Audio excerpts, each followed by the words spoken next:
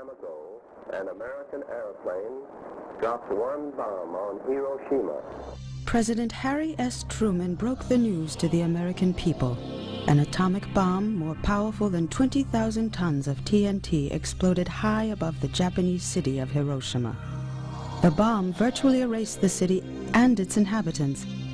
3 days later, another A-bomb was dropped on Nagasaki. Within the month, the Japanese surrendered aboard the USS Missouri in Tokyo Bay. The war was over.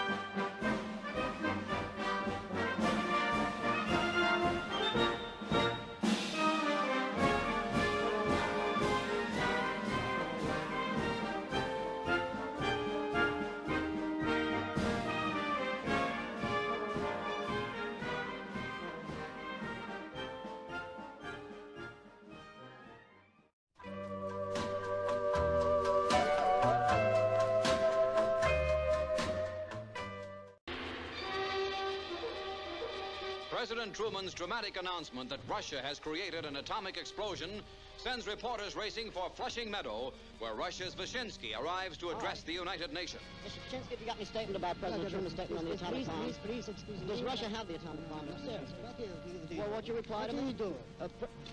The Russian foreign minister maintains his silence about Russia's atomic progress in his address. He accuses the West of planning atomic war and urges the outlawing of atomic weapons. But he makes no reference to Russian agreement on international inspection, keystone to control. Secretary of State Acheson says of America's stand, in connection with the President's statement that there has been an atomic explosion in the Soviet Union, I wish to emphasize that from the very beginning of the development of atomic energy, this nation has been determined to do everything in its power to proceed toward a truly effective international system of control. It would be deluding ourselves to get something on paper that was not really effective. The President's statement underlines the importance of having an effective method of control. Assembly President Romulo addresses East and West. If the announcement made by President Truman that the Soviet Union now has the atomic bomb is true, then item number 23 in the agenda of the present session of the Assembly will project itself as one of the most important questions that we will take up. The impasse that now exists regarding the international control of atomic energy must be broken, and the Assembly must face this question squarely for the sake of mankind and for the peace of the world.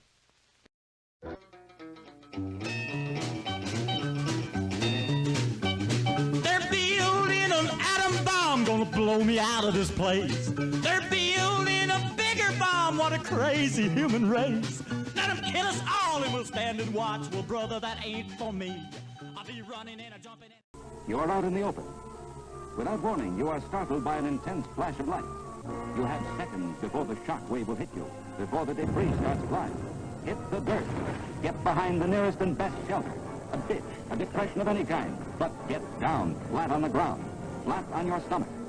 With your right arm covering your face, your left hand grasping the back of your neck. If you're out in the open, dive for the nearest concrete archway, the nearest and best shelter. Cover your mouth and nose with your handkerchief. It will help to keep out any possible radioactive dust.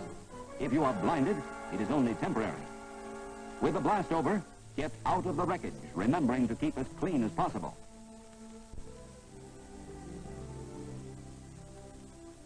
You're inside, perhaps in your own apartment when the flash occurs.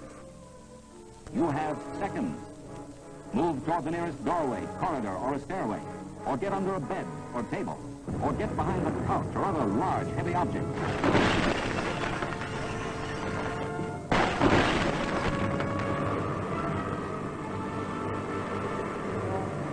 Are you all right, Mother? Yes. Alice, turn on the radio. Where's Buddy? I think he was out playing ball. Mother, pull the drapes and shield the windows with them. He must have been caught out there in the blast. Civil Defense Bulletin. This city has just undergone a surprise atomic attack. This was an air burst. Check for fires. Further bulletins are following immediately. Shouldn't we go out and look for Buddy? No. Ethan Hurd disaster units will take care of him. If he's all right, he'll come home. Draw a pan full of water. Now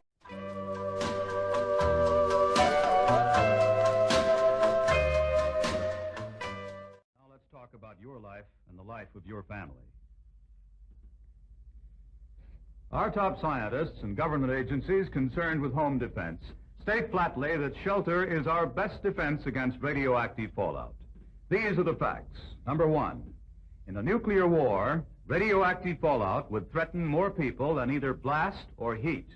Number two, inexpensive home shelters offer the best shielding between you and the radiation. Very simply, a fallout shelter could save your life in a nuclear war. This is the reason the Office of Civil and Defense Mobilization strongly urges that every family build a shelter in its home. They've developed reasonable shelter plans to suit nearly every home, every budget. Mr. Dean Polenz, the Deputy Assistant Director for Plans and Operations in OCDM, is here today to discuss some of these home shelter plans. Mr. Polenz, I know your agency has designed several types of shelters. Are they all approximately the same price? No, they vary in cost. Some are as low as $100, and others may cost as much as $2,500. Well, do the more expensive shelters give better protection? Not necessarily. Some cost more because they're bigger or fancier or harder to build. The degree of protection depends on the shielding, but all of our shelters provide adequate shielding to protect against death and sickness.